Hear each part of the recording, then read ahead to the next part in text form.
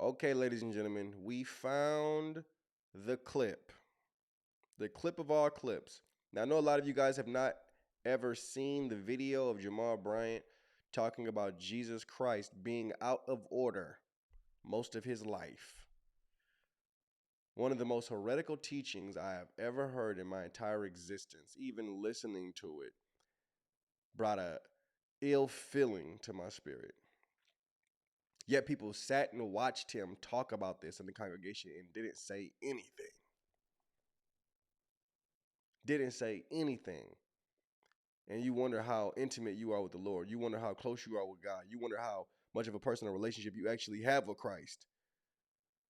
When you can have a blatant heretical teacher in your midst and watch him feed the sheep and the flock around this trash and not say anything, and you wonder if your relationship is close with the Lord. Negative. Even in the beginning of this clip, he says, at the risk of being heretical. Let's play the clip. Check it out. Jamal Bryant saying Jesus was out of order. At the risk of being heretical tonight,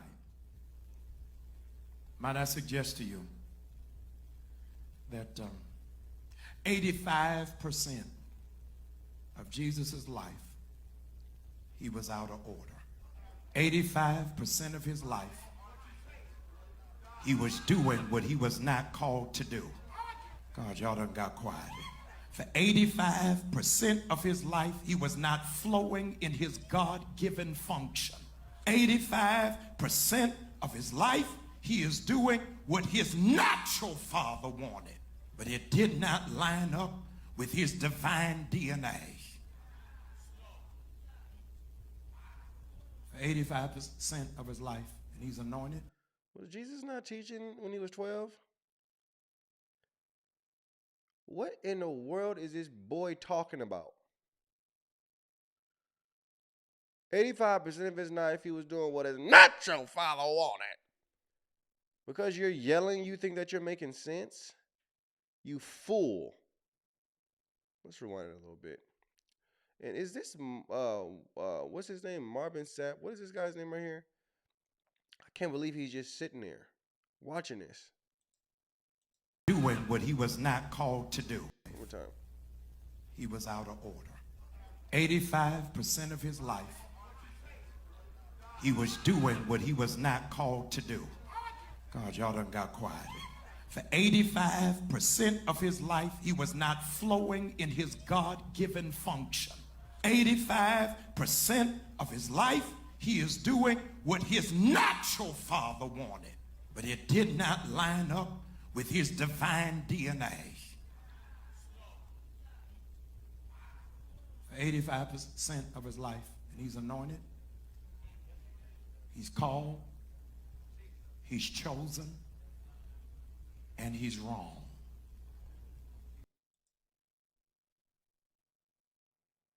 He just said Jesus was wrong.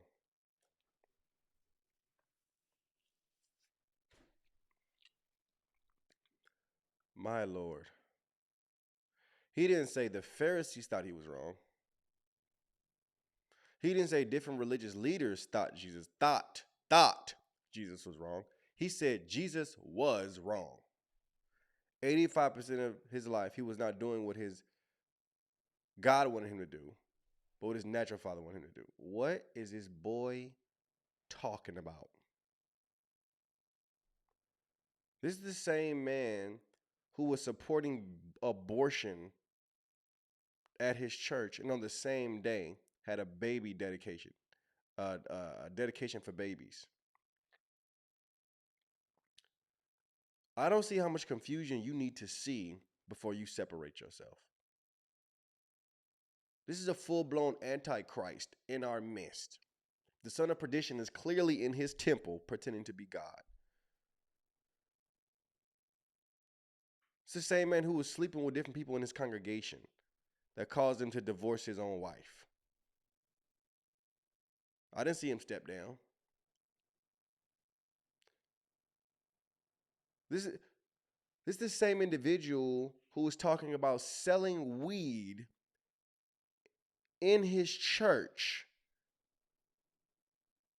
Yet you still got people behind this individual.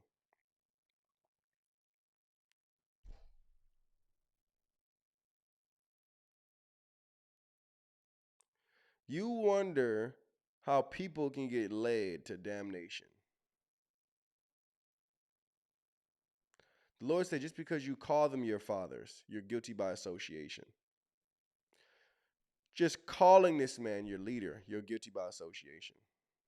You think you're good because, you're going to church every Sunday. You're going to church and listening to a wolf every Sunday. And he may teach some truth. There may be some truth. But the problem is there's leaven in his bread. And even a little leaven corrupts the whole truth. That's a wolf for you. Some truth, but the lie is put in there every so often. Now you're in a place of, believing what you're hearing because the man who's been teaching you was telling some truth, but then put a lie in there. Let me show you guys a verse. Do not think that I have come to abolish the law or the prophets. I have not come to abolish them, but to fulfill them. So, different things that the Lord was talking about, the Pharisees didn't understand, right? Because he didn't come to abolish the law, he came to fulfill them. Now, in Jewish culture, to destroy the law means you're teaching it incorrectly. To fulfill the law means you're teaching it correctly. So when the Lord says, I did not come to destroy the law, but I came to fulfill it, he means I came to teach it correctly. I came to teach you how to actually interpret the word, how to interpret me, how to understand me. They were so blind that they couldn't even tell the word was in the flesh right in front of them because they couldn't understand it. They never were able to crack open the word and see it from within. They never were. They could only see the outside perspective of the Bible. They were all surface level individuals. And Yeshua came and tried to crack it open for them. Tried to get them to understand the spiritual aspect of the word.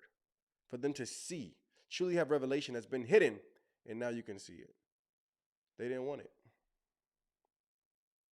Too much pride. Too much being puffed up. They were too rich.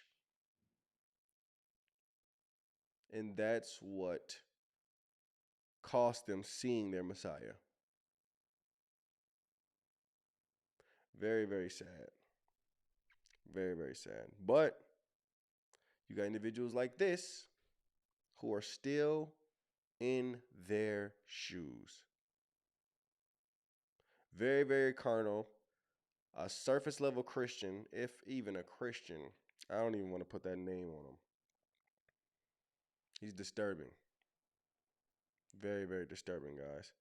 And listen, I don't like sounding like I'm mean or anything like that, guys. But when it comes to the Lord, it's like, and you say something that's heretical, and there's different people around you, and they're just sitting down, not saying anything.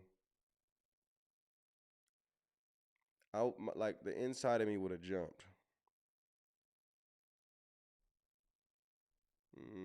Maybe that's just me. I don't know. Let me know what you guys think of the video. We found the clip. I wanted to show you because a lot of you guys have never seen that video before. But now you've seen it. Let me know what you guys think in the comments. God bless. Shalom.